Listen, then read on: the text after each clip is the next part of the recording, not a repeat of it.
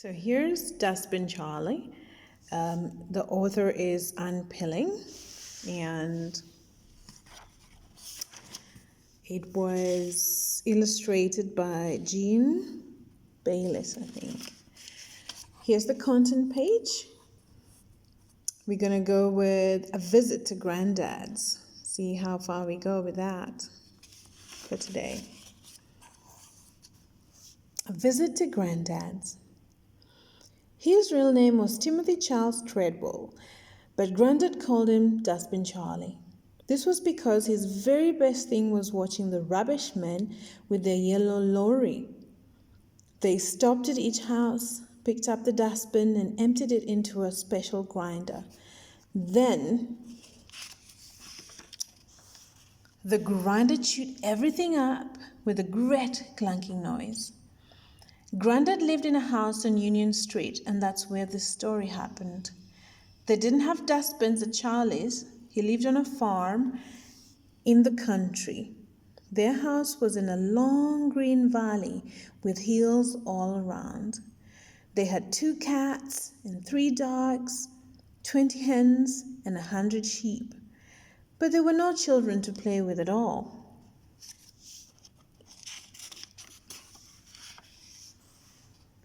Spring was Mom and Dad's busiest time because all the lambs came.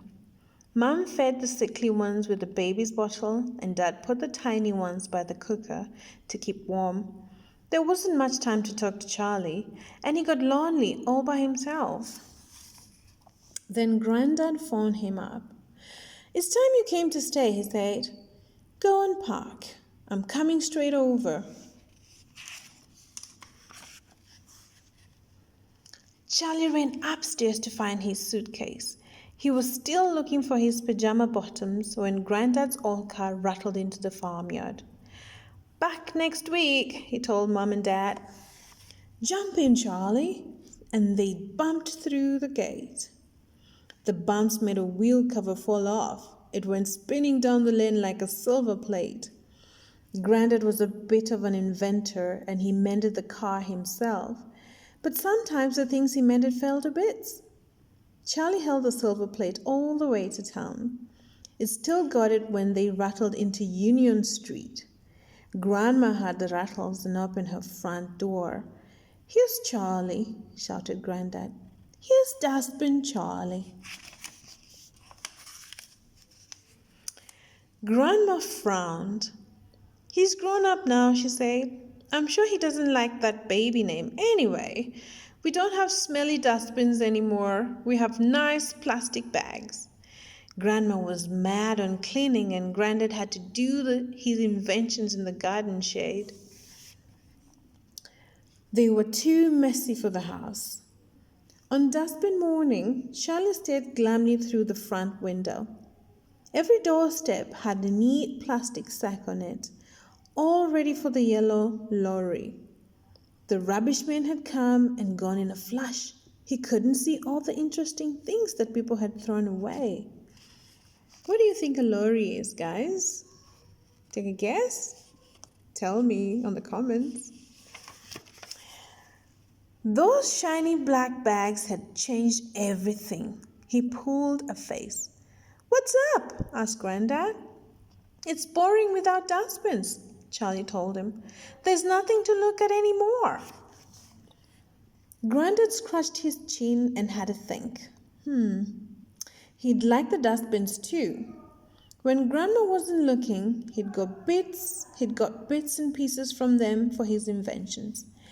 "Keep your eyes skinned," he said. "Number 10's just been sold, and the builders are starting work this week.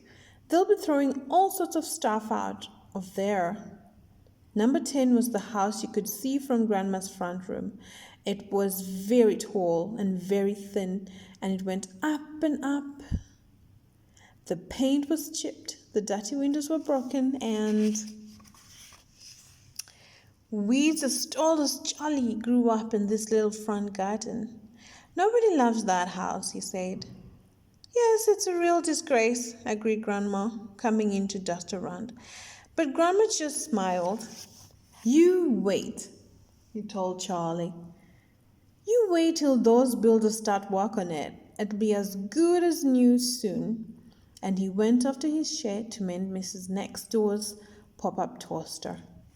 It was a cold, wet morning, and Grandma was doing her baking.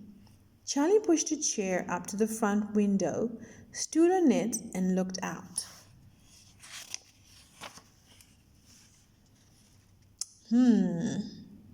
What do you think will be outside number 10? I wonder. I will do another story tomorrow and we can try and find out. So in the meantime, after listening to that bit, would you just try and guess? What do you think? What did Charlie see when he stood on the chair by the window? Do you think he saw a whole lot of things, or there was just a lorry passing by, or a lot of plastic bags? I don't know. What do you think? See you tomorrow.